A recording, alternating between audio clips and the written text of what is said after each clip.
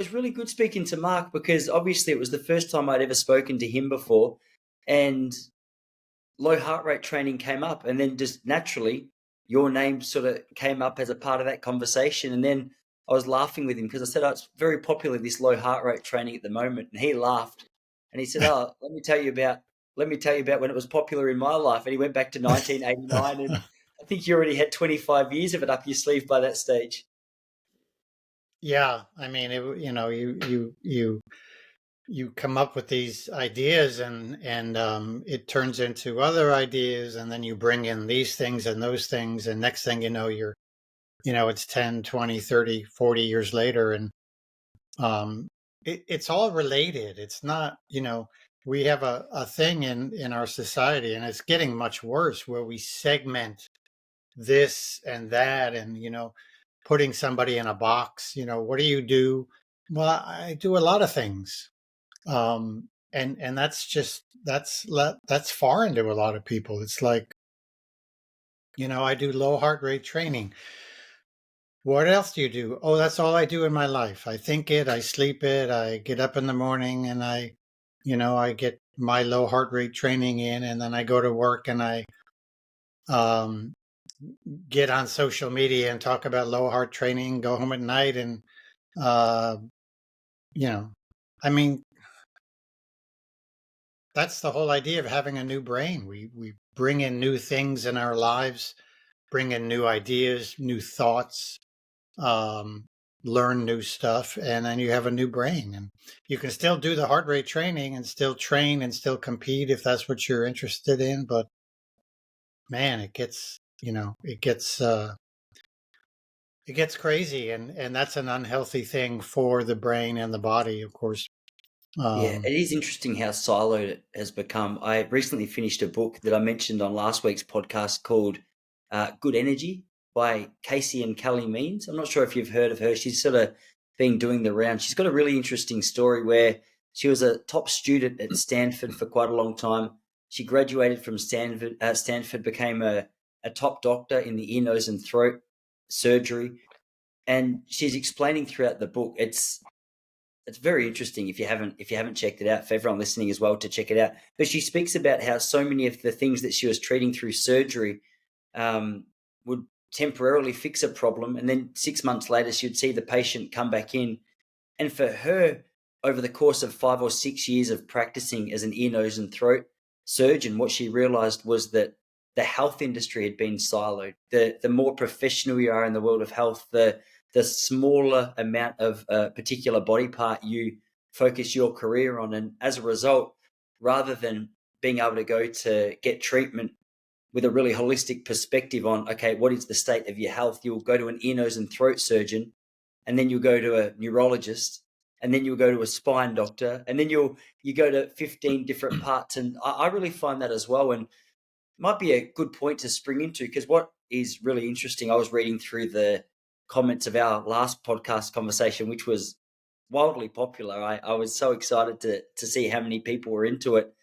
But it was funny reading through the comments because you're right, it's a very controversial topic. And it was amazing to see, I would say 90% of the comments were in your favor, or in favor of what it was that we were talking about. But then out of the hundreds of comments that were on there, there was a few people who were like quite clearly angry about the fact that this is even something being discussed. And I thought that yeah, was funny. Like it's yeah. amazing, whether it's training or diet or health, we often just get so caught up on what we believe and where we're at right now, that the idea of even giving someone the opportunity to share what they've spent 60 years studying is an issue. Yeah, and how it relates to you. I mean, that's the key, is tying it all. Everything's related. So how could it not be worth bringing up or discussing or delving into it? Yeah, and I would always say to athletes, if you have a knee problem in your right knee, you have to go to a right knee specialist. Make sure you don't go to a left knee specialist, because you'll get your left knee treated. Um, and it's gotten that way. It's gotten so bad that and I've heard doctors say, Um, I heard a kidney specialist say one time, and I can't remember the context, but we were talking about something that affects the kidneys. Certain hormones that cause the kidney to do this or do that more or less, and he said, "Oh well, I don't know anything about that. It's the same body.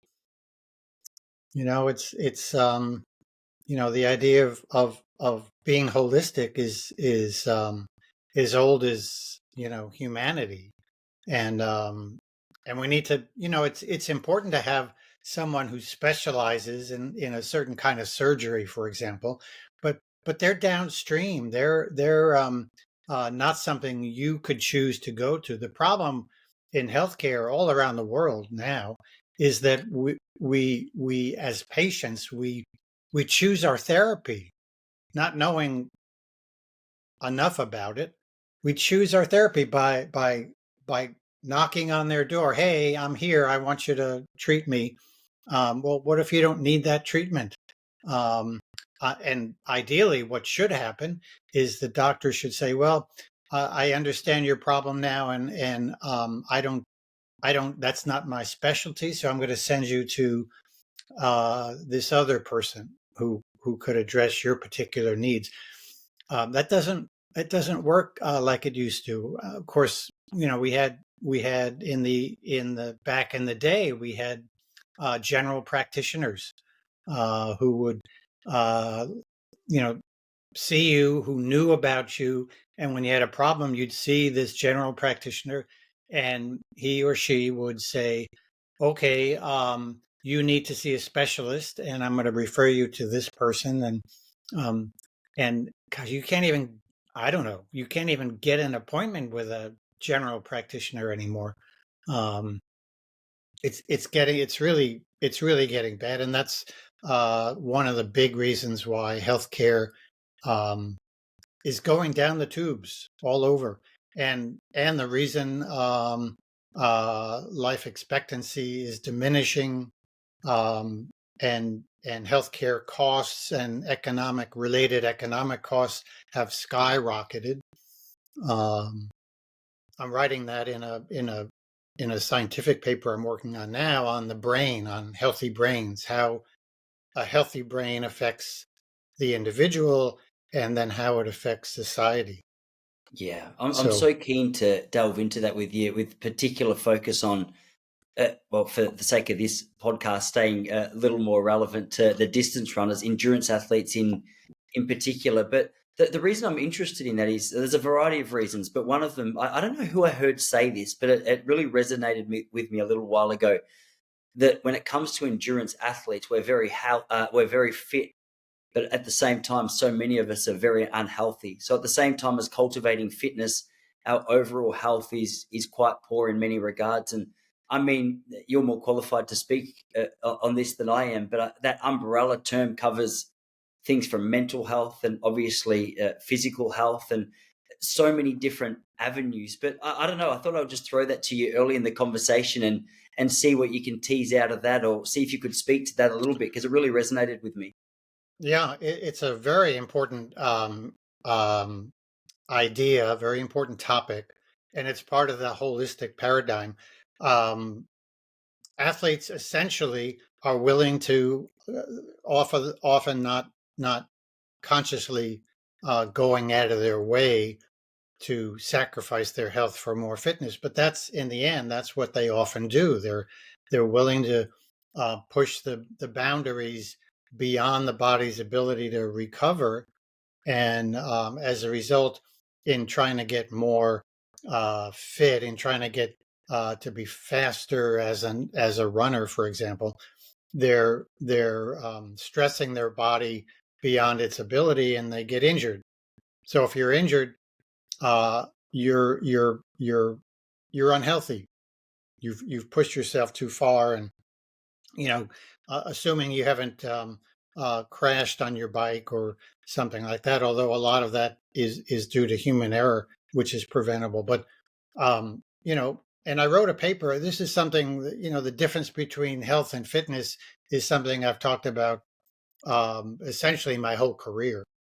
And I wrote a paper on this several years ago with Professor Paul Larson, um, and we defined health and fitness differently, which hadn't been done. I was surprised, and and it's something that people need to think about in their training. You know, is this contributing to my health? Um, and if it's not, it's probably taking away from your health. Yeah. Perhaps what I'm about to ask you is evidence of the problem rather than a hint towards the solution. But I was wondering, when you think of overall health, what the main areas that come to mind are, because at the risk of siloing overall well-being and health, through nature of just discussing it, it does come with a number of subcategories in my mind. And one thing that we've sort of touched on both through emails and in a couple of the podcasts that we've done is obviously stress, which I'm looking forward to talking about with you in more detail, and brain health. And it's part of the reason why you've taken up stand up comedy, which I can't wait to hear more about.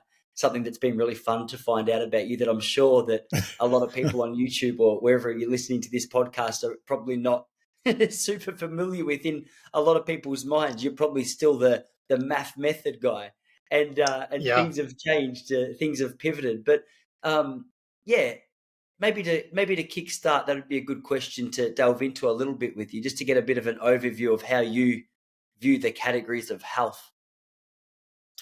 Yeah, it's a very simple thing, but when you're not aware of it, when you don't think about it, um, um, and when you're in the throes of it, um, you're kind of surprised. I'm not sure why, but people get surprised about sacrificing their health for more fitness.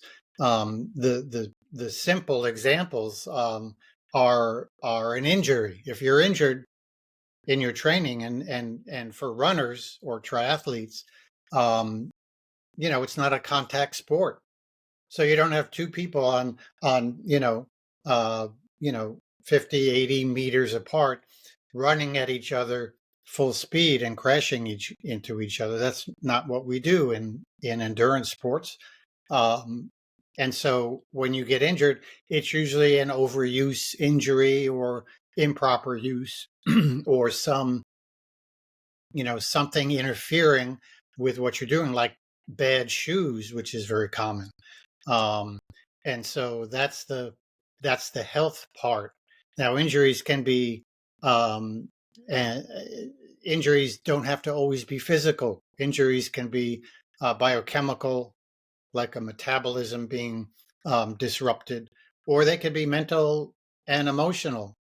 um, a lot of athletes get depressed um, directly because of the sport they're in, directly due to their own, um, the frustration of not being able to compete as well as they should, or the frustration of whatever. And so, and then a metabolic injury would be an example, using the accumulation of excess body fat, um, which is it's still a term that people kind of shy. They don't want to talk about it, and many are offended. Fat is not a four-letter word, and even if you use the correct term, over fat, excess body fat, by definition, over fat is excess body fat that impairs health and fitness. Simple, right? Well, if you have too much body fat, it's going to slow you down as an athlete. It's going to contribute to chronic inflammation, and in sports, chronic inflammation can be a nightmare. Obviously, all those physical injuries that are inflammatory related, they're you've got to trace that back. Where does this inflammation come from? Is it too much repetitive motion, which can increase inflammation, or is it some other metabolic problem, such as excess body fat?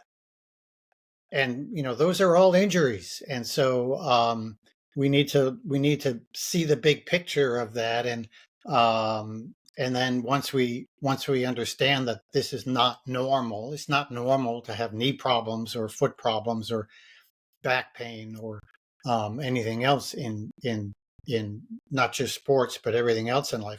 So if we have that, if we have an abnormality, we need to find out why. What's the cause of it? What triggered this? And then, of course, how to fix it. And I would say most people who have problems in endurance sports can correct it themselves. Yeah. They just have to stop what they're doing and say, okay, what do I need to do now? And a lot of it is simply that they're not recovering from the level of activity. And so they need more rest to recover.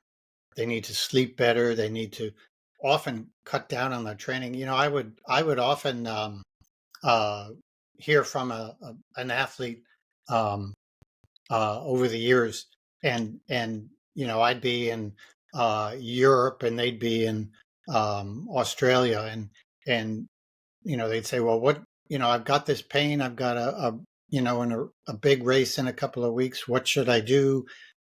Blah blah blah. And I mean, it's hard to you know do much with a print. Back then, we didn't even have video to use, but um, the common treatment was take 3 days off, do nothing for 3 days, and make sure you're getting to sleep early and not using an alarm clock to wake up, um, so that your body can rest and recover. And man, that was often the key to restoring the health factor and then getting the person back to training again. Yeah, I love looking at the underlying issues, whether that's mental health or metabolic health, as also an injury. Because when it comes to physical injuries, we understand that, and I think the distance running triathlon world is very very familiar with that idea, or very familiar with the idea of a concept. It makes a lot of sense, and when you transition that across to something else, I feel as though it makes it a more what's the word, like a malleable thing to deal with. It's not something that you're just stuck with and something that's been dealt out. I don't know what you think of this. I think a lot of the time, so last year I had a lot of a lot of trouble with my calves, and I can't remember if we spoke about this on the last episode, but a lot of people were very quick to say, "Oh, you're getting old man calves," and it just rubbed me up the wrong way. It just annoyed me because, and still, I have to bite my tongue when people say it, because I think it's a very clean answer. It makes sense. It's easy to hold and just go, "Oh, I'm getting older. I've got bad calves, of course." But then Yes, I of look at a course. 70-year-old person who's running 50, 60 miles a week without any troubles. And I'm like, well, they're double my age and they're having no issue. And so what happened to old man calves for them? And what I realized just through exactly what you said, a little bit of brutal honesty and some honest feedback was, oh no, you're building up way too quick based on the amount of time you've been out of the sport. And for me, that was the balancing act. And I think a lot of the time I was just trying to step back in where I left in 2014. And I was like, oh, this is how I trained. I've got 10 years off, I'll just start training, which is so embarrassing as a bloke who coaches athletes to actually look at himself in the mirror and go, you'd be so cross if one of the athletes you coached was approaching training like this, and yet the Yeah, emotions. that's what I did in high school, so that's what I'm going to do, 30 years later. It's very Yeah, and, funny. and it is a long-term cop out on the part of practitioners. Um, when you have a problem, an injury, uh, which can be physical, biochemical, or mental, emotional, and you go to a practitioner and you describe the problem you have, and they say you're getting old. Um, it's it gives us comedians a lot of really good stuff to work with, and I love talking about old people, um, because there's a lot of material there. And I mean, if I talk about old people, you offend a few less people, but you can still be funny. If you talk about old people, you've got to do it in a different way, because you're not, even though you think you're old, you're not. So, but this idea that we're getting old, and therefore, because we're getting old, we're supposed to have all these health and fitness imbalances. Yeah, we slow down. The body slows down with age. We lose our quickness. We lose our some endurance, but we can still perform really well. And a 40-year-old who was not an athlete in high school can sometimes attain incredible levels of endurance, and perform personal bests for the next 10 years. That's not unusual. Um, but getting injured is abnormal, and age has nothing to do with it, other than when we're 40 years old, we can't do 400-meter repeats at the same pace that we did when we were 18 years old. That's obvious, because you have to individualize your training. But the body's quite resilient. The brain is more resilient. Our brain keeps getting better every year, while the body's kind of slowing down a bit, if we feed it. And so, and I say this, and it almost confuses um, athletes. It confuses endurance athletes all the time. I say the most important part of the endurance athlete's body is the brain. That's where it all happens. The brain gets the body to work. And so why shouldn't we focus on the brain and make it better so that the body can be better? For sure. We're often thinking about quad strength or calf strength or lung health or whatever else, but the idea of actually focusing on what's between our ears is forgotten. How would you navigate that with an athlete who had never really considered brain health to be such a critical part of performance? It depends on the person. I typically I love education. I learn things. I learn new things every day, literally. Um, I have those aha moments virtually every day. And it's wonderful when we have an aha moment, because we've learned something. We knew about something our whole life, but suddenly we see it in a different light. We see a different aspect of it, and we have these aha moments. And when we have them, they're very therapeutic. They're very healthy. And what's happening is the brain, the nerves in the brain, the cells, the neurons, communicate with other neurons in the brain. And an aha moment is when we make connections in the brain we've never made before, and we get that aha moment. Very healthy. And when we do that, the brain works better, and then the body works better. And so, to answer your question, I try to help people understand how the brain works with the body. So I talk about the motor cortex in the brain, which is where muscle contraction begins. We start with the brain. The brain sends a muscle a message, um, to to actually, the brain sends them. If we want to contract a muscle, the first thing that happens is the opposite muscles relax. So the brain does that first, and then the brain sends messages to the other muscles that you want to contract and then that pattern continues, moment to moment, all the time. So, um, likewise, the metabolism, regulated by the brain, um, stress regulated by the brain, and recovery from our workout, recovery from our day, recovery from a race. It's all about the brain. A healthy brain will recover better.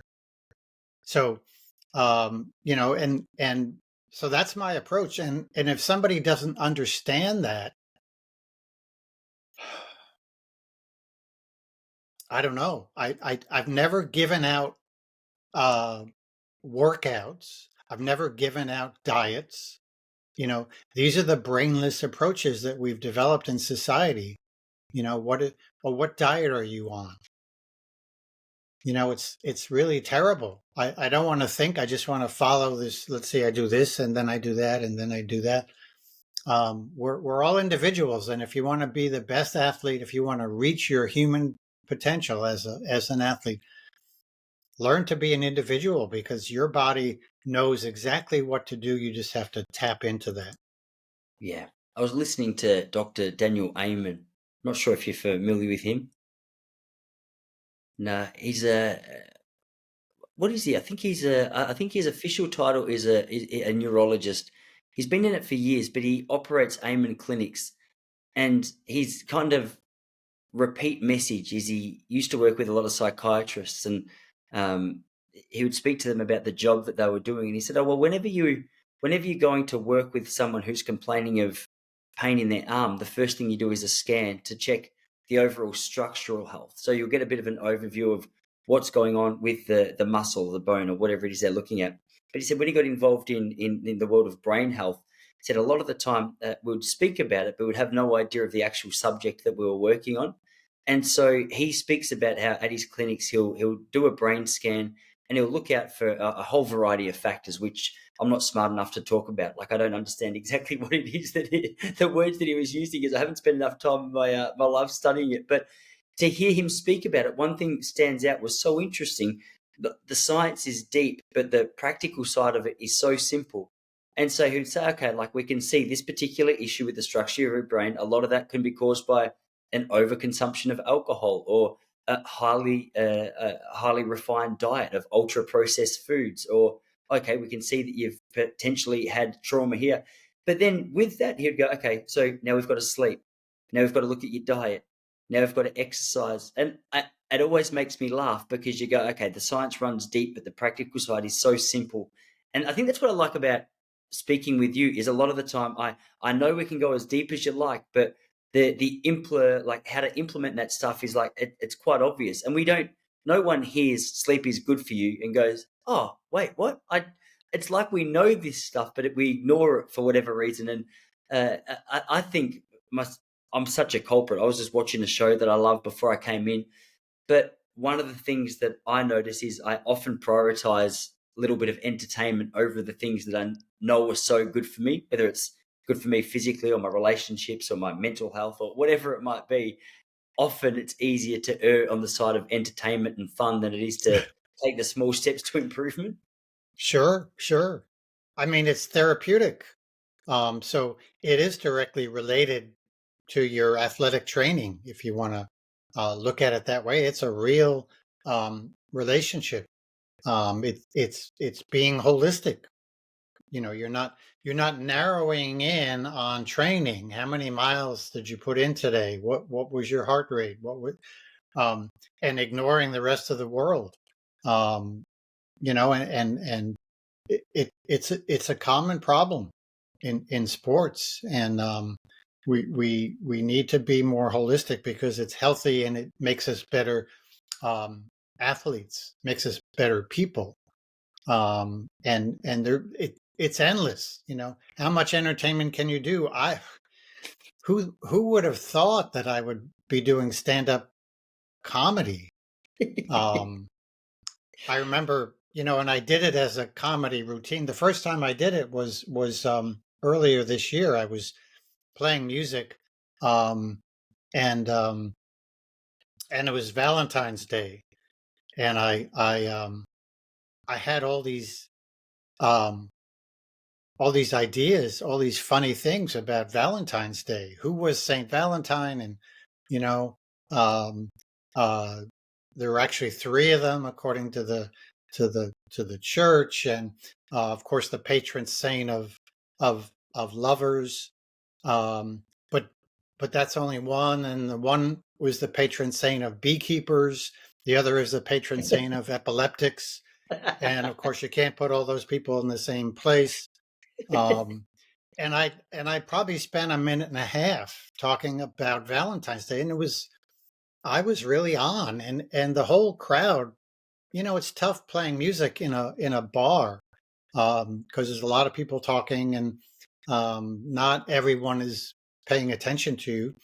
And you know, I I got the crowd stopping what they're doing and looking and laughing a lot.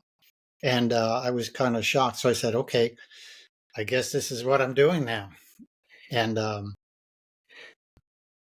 it just you just expand your mind all the time throughout your life. That's what the brain is for.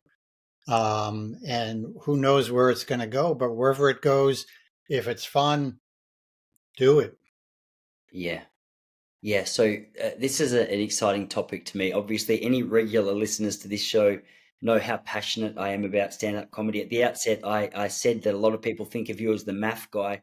What I was shocked to know, and I'll share just for context with everyone who might not know it, was how deep your relationship with the great music producer Rick Rubin went. Like you've had that creativity in your blood for a very long time, and sounds like you've had some incredible mentors to bounce ideas off. And it wasn't after knowing that, it was less of a surprise that you had expanded your horizons into stand-up comedy, because I feel as though in some strange way there's an understanding that musicians and stand-up comics have with the craft that each other do. And for me, stand-up comedy is a real creative outlet.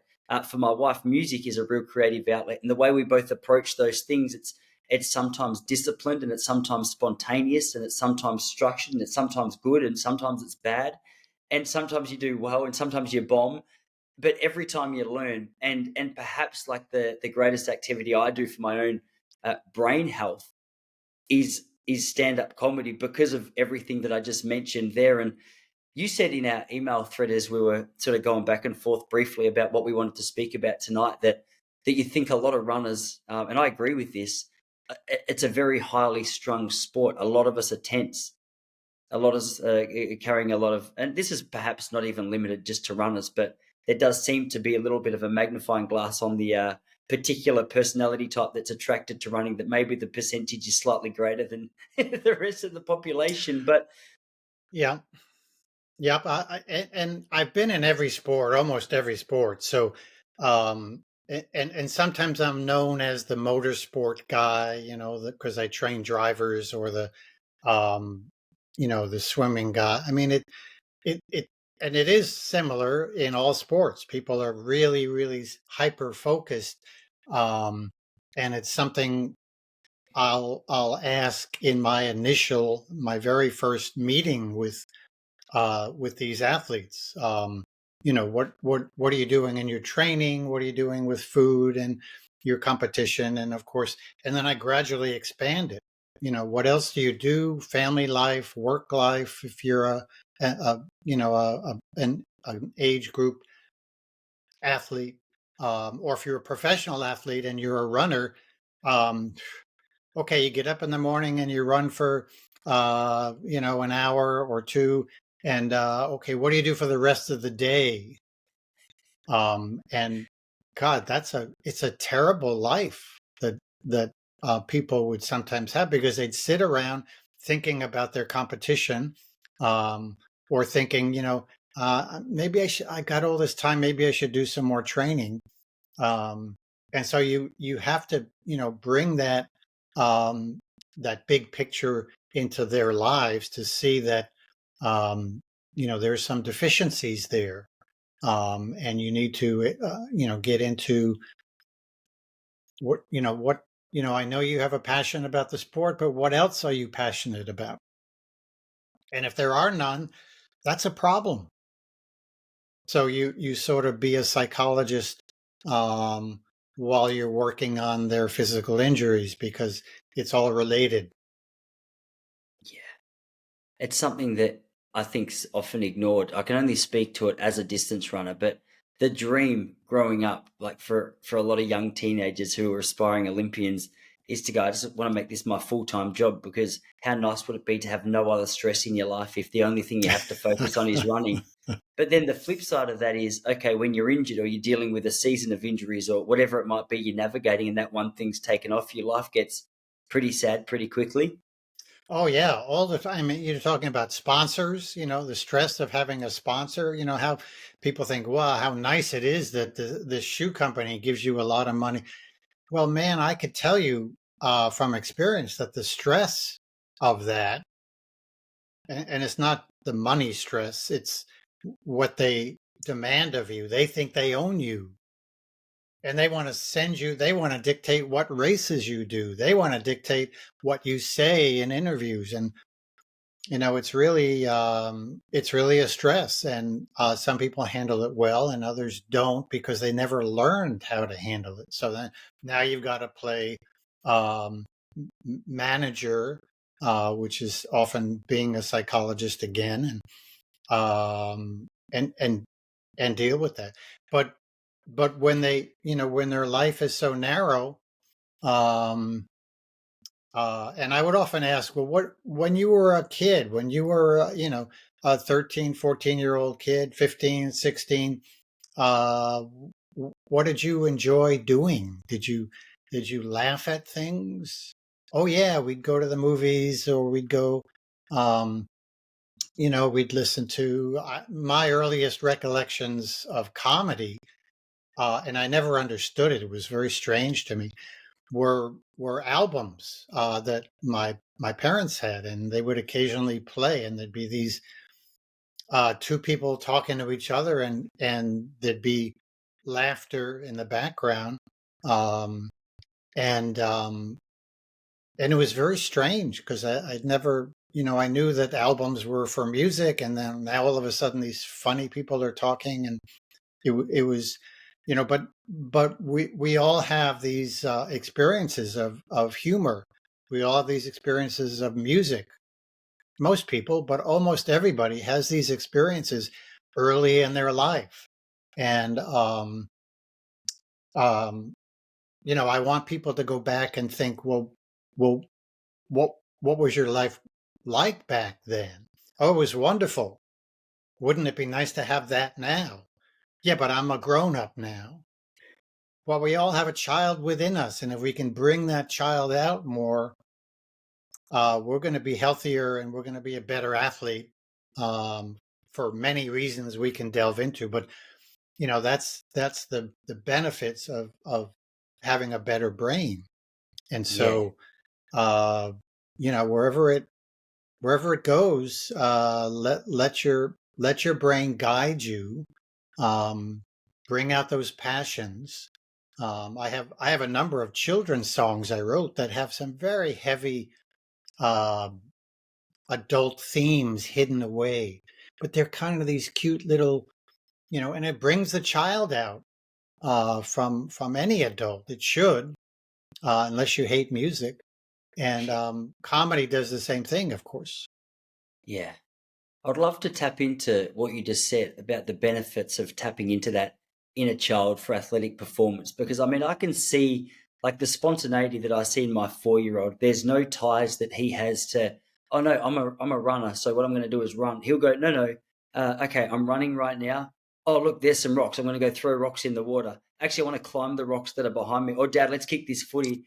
And it's so much fun. And you can just almost, like my brain at the moment, like untrained in being childlike, maybe you could say. I feel like that's a little unfair because it is something I work at. But for lack of a better expression, I even sometimes find it hard to go, no, no, like we're throwing rocks in the water.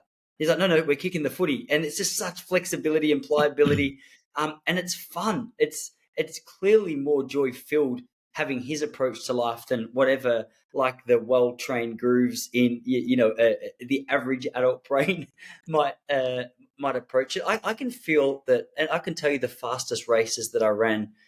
Often I had a little bit of a practice where I would stand on the start line and I would really focus for especially like 5 minutes before the race. I'm just making sure my body was incredibly loose, like my muscles were loose, and almost have like a nonchalance, like whatever, like I don't care how this goes. Let's just. And it was weird because sometimes I would take stress to a start line and want that one to be the best one, and often I felt that stress would put an unnecessary pressure on me, which always led to a worse performance. But I remember standing on the start line when I ran my 3,000 meter PB, and everyone was down in the race position, like one arm forward, one leg back. And I remember, and this is like 101 in race starts, you don't do this, but I stood on the start line just with like my feet together as if to just convince my brain that I didn't care how it went. And I remember starting and just feeling so relaxed and so free, and like that headspace of like, however this goes, I'll be fine. It's so much easier to perform, and I noticed that with comedy as well. So that's like a standout feature of being a child that I can really see transfers to performance. But what else sort of comes to mind when you make that reference? Well, there's a lot of therapeutic related things that have simple explanations. The biggest one for me is describing how music helps the brain.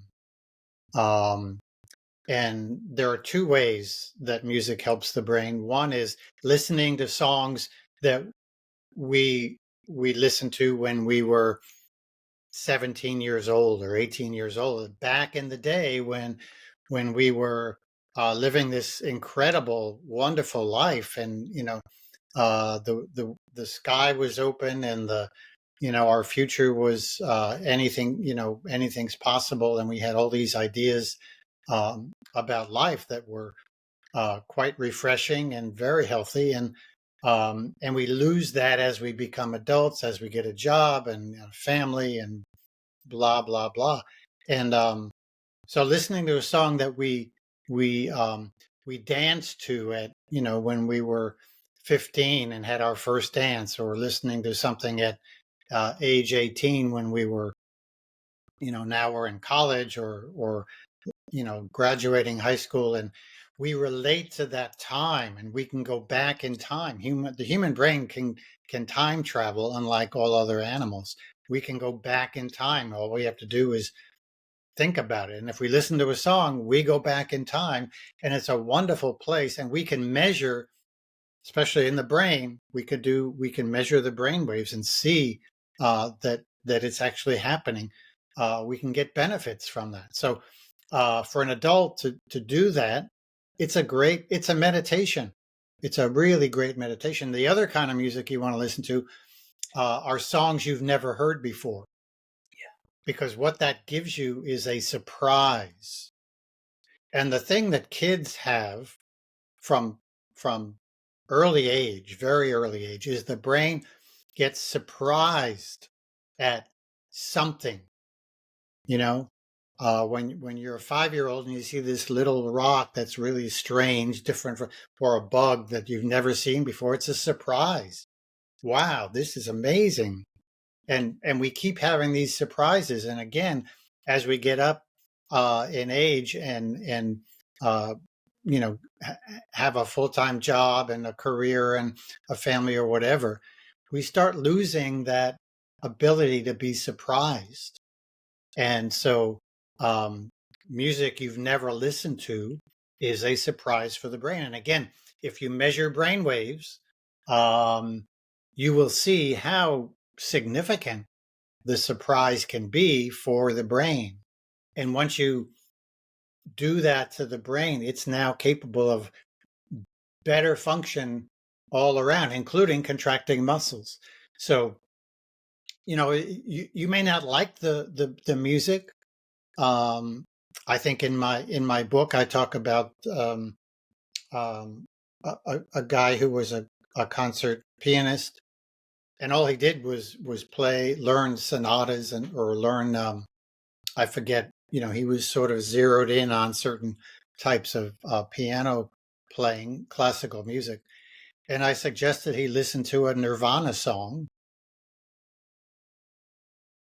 And, we had talked about, okay, listen to the things you love, but now we're gonna do some surprises musically. And he thought, oh, you mean Beethoven? No, no. I want you to listen to Nirvana. He said, what's that? So I sent him a link, and he listened to Nirvana, and he hated it. I said, but it surprised your brain, didn't it? Oh, it shocked my brain. That's good. That was the idea. And I heard from him sometime later, and he said, I was playing, this piano piece, learning this piano piece, and I realized that some of the changes uh, uh, and the notes were the same as the notes I heard on that crazy Nirvana song. And so, you know, what a wonderful experience for the brain. And we can have those experiences every day. I do almost every day. I meditate on something. It's often music. Sometimes I just put on um, a pair of noise cancellation headphones and just lie down and close my eyes and go into a deep meditation. And it could last 5 minutes or 20 minutes or an hour. And the same thing with music. I'll listen to something I'm familiar with that I love, or something I've never heard before. Um, and I get surprised, and it's a wonderful feeling. And that new surprising music, sometimes I'll listen to over and over because it's really interesting. I really loved it. Sometimes I never listen to it again. That's okay. So that's one. That's really cool. How do you choose the new music? Because obviously we're at no shortage for options if you're using something like Spotify.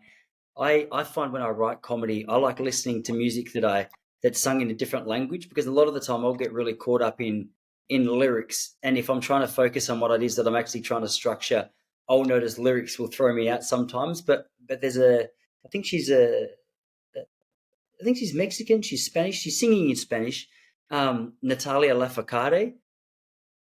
She she sings in Spanish like this. I don't even know the style of music, but she's got such a beautiful voice, such like an uplifting kind of voice. But I love going to that real traditional.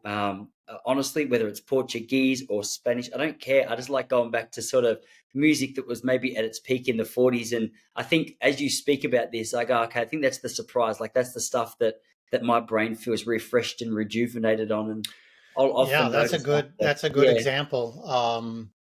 And going back to the old things from the 40s, the music um, can be wonderful because that's where today's music came from.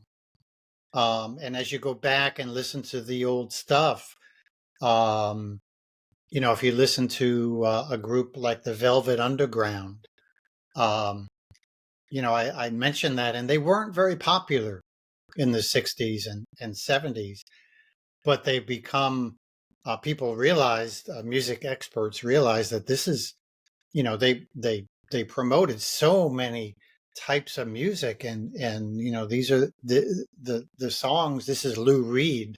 The songs are just so amazing. But if you grew up in that era and you didn't know them, by the time you got into the later 70s and 80s and 90s, you kind of maybe didn't even know they existed. And if you go back and listen, you say, wow, that sounds like um, uh, where Nirvana came from, because it is. So you go back to the 40s and 50s and you'll see some of the jazz styles, some of the big band sounds, uh, how they promoted, how they triggered the work of other artists. um, and it's but I think the problem with all of this, making recommendations, um, or going back and uh, looking at Spotify, is that the music industry, which uses junk music to make money, is front and center, and we have to be careful with the top 40 sounds of music, because they're garbage. You're not going to hear them ever again after this year. Ask somebody who listens to the top 40, what was the big hit 2 years ago? They don't have a clue. yeah, it's part of the Um, reason I find it easy to pick up an old classic book rather than just jumping on like the bestseller at the moment. Because I think if something stood yeah, the test of time, it's I'm not sure. Like I think the fact that so many thousands or millions of people have read something and go, yeah, yeah, all right, like we'll pass this one through to the next generation. That's quite telling. yep, yep. And likewise, watching an old movie that you had seen before, maybe you saw it a couple of times, but now it's been years later, and you watch it again,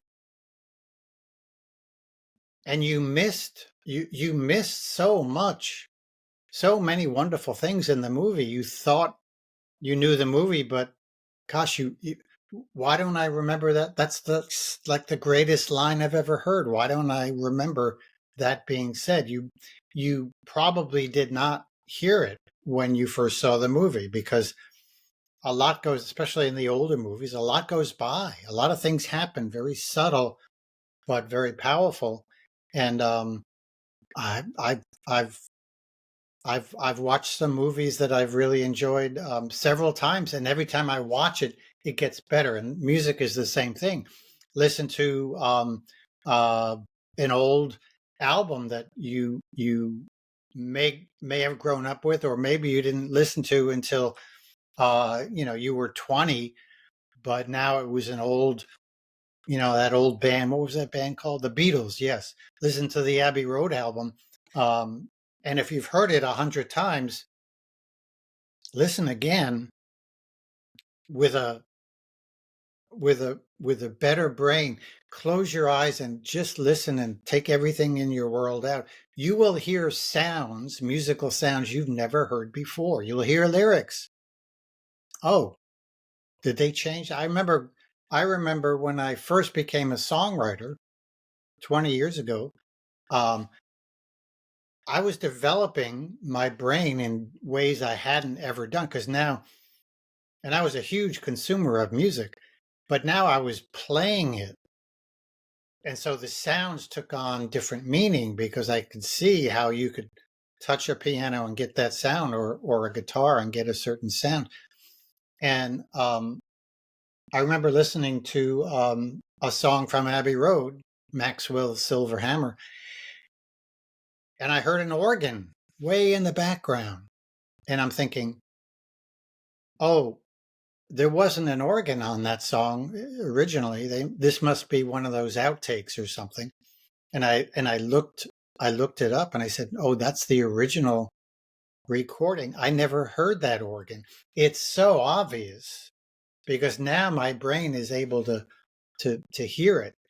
And that happens all the time when people go back and listen to their oldies. Yeah. And it's such a wonderful thing. So interesting we're speaking about this on a running podcast, and I can't help but laugh And we because are I still think, talking about running. yeah, which is so interesting because we started out speaking about how often we like to silo it. We like to zoom in, and we often think that a professional is someone who can do one tiny thing more effectively, and yet the opposite is equally true, maybe even more true. Like the ability to zoom out and include far more, like just joy alone, excitement alone, like freshness alone, through expanding just your music taste. This really hits me personally. Like I can tell as a music lover that this is something I'm going to be a lot more focused on. But for the athletes out there who are going like, "What are you talking about? Like I'm trying to run fast. What are you saying?" Because I can almost hear the YouTube comments now, Phil. And I thought, you know what? Sure. Let's get one step ahead of them and answer Yeah, it if so they they don't haven't have turned it off yet. to in there. How is it going to help you? You're going to have a better brain. And when you have a better brain, you have better muscles, you have better metabolism, you burn more fat. If we say that, people say, "Oh, really?" You will burn more fat, because you're going to reduce stress hormones, and your fat burning will go up, and your sugar burning will be more balanced with so you'll have more energy. Um, yes, all of this will help. Yeah, it's wild. What's your go-to? Like if you put your headphones on, you're not thinking, let's go something new, something fresh, something old. Like is there something that you're into at the moment that you're enjoying listening to? Gosh, um, I guess. I mean, I have my oldies, and there's a lot of them, and I have new stuff. But I think uh, Lisa Hannigan is an Irish singer songwriter. Um, People may know her because she was with um, Damien Rice in the beginning. She was the female vocal, um, and she went off on her own. And what an amazing singer songwriter! What an amazing voice! Um, multi instrumentalist. Um, and she has 3 albums that are just, you can listen to one time, and then the next time you meditate, you listen to another one, and you just, I don't know what it is, but it's really, I know what it does to my brain because I've measured brain waves so much, and I know the feeling, and I know how intense I can get into a meditation listening to her music, and I know that it makes me feel so good. um, I'm a better person for the rest of the day. I'm more creative. I could write my scientific studies better. I can exercise and feel better. Um, so that Have you? that's one of many. And by the way, I was going to mention this before. I didn't want to interrupt you, but when we're talking about listening to music, please don't listen to music while you're running. I want you to listen to your body. That's a recommendation I've always had. I don't want you to listen to my music, even though I have exercise songs, a playlist on my website.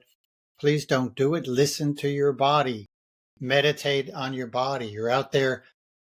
Don't babble with your running partner. Um, have a quiet run. Um, but listen to music when you're not running, because it will help you. What is it about not running with music that you're a fan of? You could you can get a better sense of your body. What is your body saying? Should we slow down? Well, my heart rate is okay, uh, but maybe we should slow down anyway. We do it when we compete.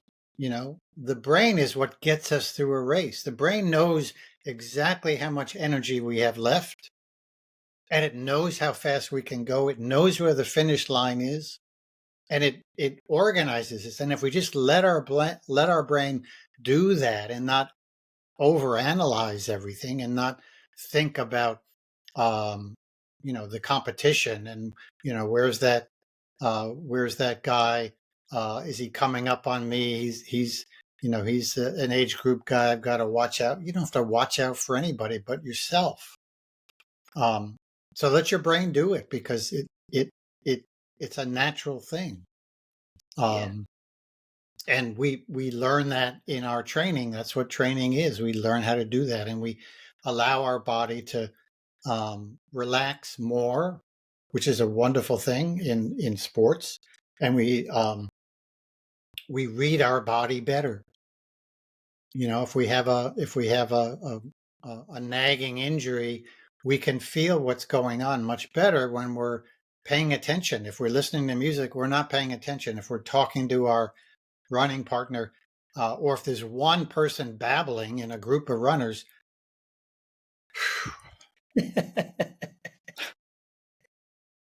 I think I've been guilty of that too many times. I'm nervous that I've got friends listening to it, saying, "Take notes, Tice," because that's you.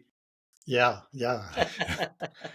Yeah, and um, and I mean, when you're going to run with a group, um, the reality is you're all different. You're all on a different level of athleticism, and so if you all have a heart monitor on, you're going to all be running at different paces. And the best thing to do is to go off in different directions, or you can get together and do the social thing for a while, and then now you're going to go off and run, but you're going to be at your own pace, so you're not going to compete with everybody, and you're going to run for an hour. It doesn't matter how far you go, and an hour later you come back, and now you can be social if you need to be, um, after the run. But then you could be quiet and really meditate on what you're doing.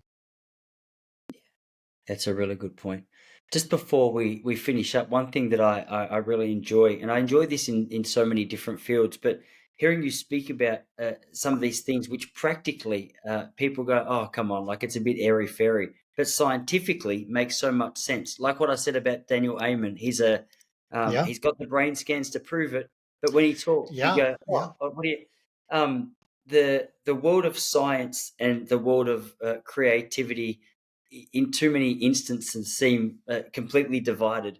So the fact that you've got a foot in each world and sometimes they're intersecting or often intersecting, I find really refreshing. And and really interesting. I like to see how those two cross over, but I'd love to be a fly on the wall as some of those papers are being written, because I assume you rub shoulders with people who don't see the practical side of creativity from the same perspective as what you do.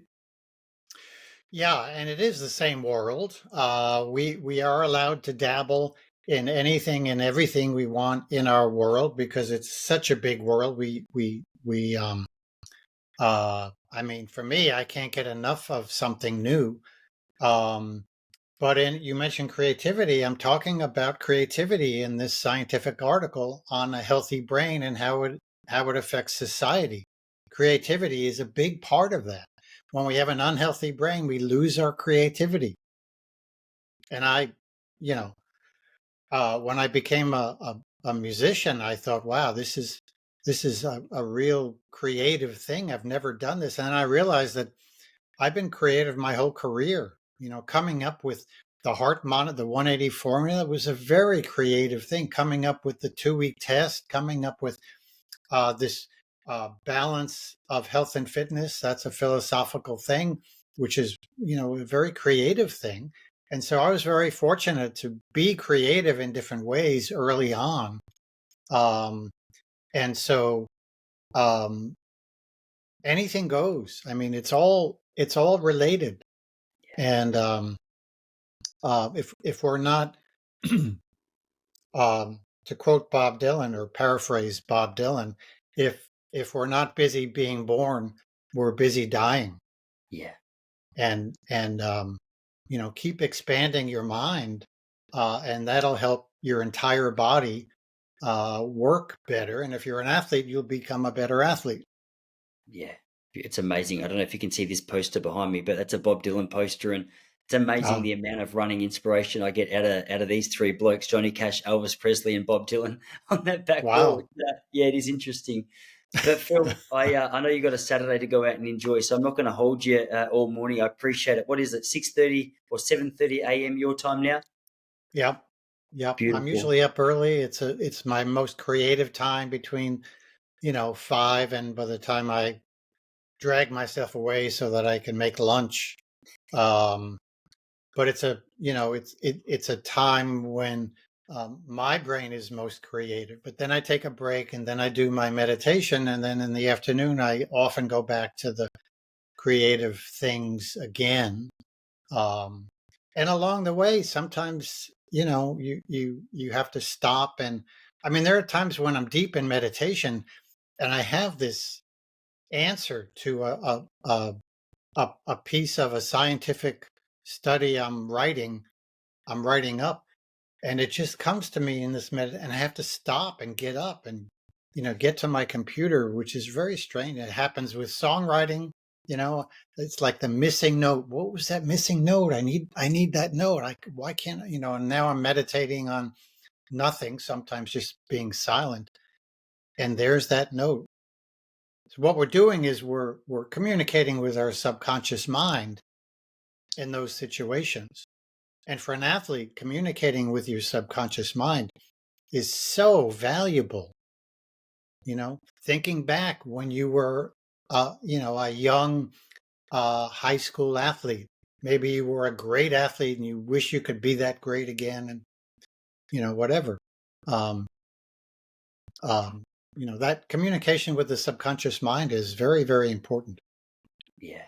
Phil, you're a legend. I always enjoy our conversations. I'm always so grateful for how generous you are with your time. And I know you're incredibly well received on the podcast. So I'm really excited to put this one out. It's Saturday night here. I'll put it out next Friday. But yeah, I Great, know. great. Oh, and I want to ask you about Mark Allen. Did he talk to you about his music?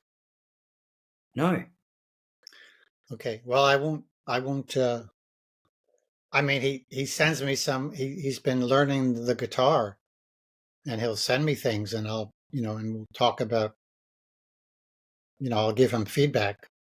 Um, and I it's had really been interesting. I mean, Mark is one of the most creative, intellectual people I know, which is why he became such a great athlete.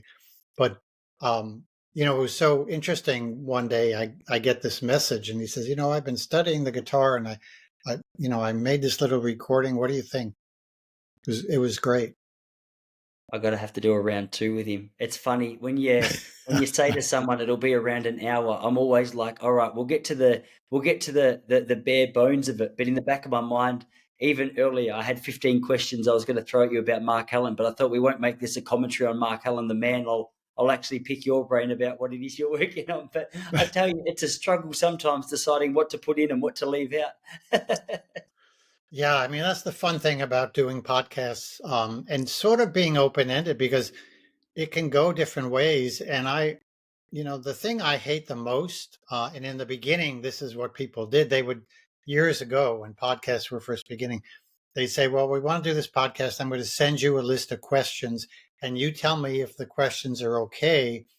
And I kind of reluctantly, because I've learned to deal with the media and uh, being interviewed, um, and and after a few of those, I'd say to the person, "Don't send me the questions. Let's just talk. Whatever you want to talk about." That's interesting. I'll sometimes invite someone onto the podcast and they'll agree and ask me to send questions through. And I always just want to reply. I feel like I haven't developed what do you say, like the bare bone or not the confidence or whatever it is, the callousness just to go, no, you can stick your questions. Just it'll be in the ballpark of what you know. But yeah, I always oblige you. Yeah, I mean it's I mean people do rehearse. When because they get these questions and now they're going to rehearse them. Um, I like the free flowing idea. That's what the brain likes to do. Free flowing. That's what meditation is. For sure. And it's a wonderful thing. So I hope we didn't get to any of your questions. We definitely no, we didn't. It's funny you say that actually because yeah, whenever I'm going through a list of questions, it's yeah, it definitely takes a little bit of the joy away. I would say that the conversations for me that are the most stale are the ones that are the most scripted because I just feel like I'm steering a ship through a recording. Yeah. Yeah, Yeah, it's called, in comedy, as you know, and in music, it's called improvisation. yeah, Improvisation is let the brain do what it wants to do. Let's not interfere. It's called flow. That's what meditation is, like I said. yeah. It's awesome, Phil. Phil, you're a legend. Thanks again. Thanks, Tyson. I appreciate it.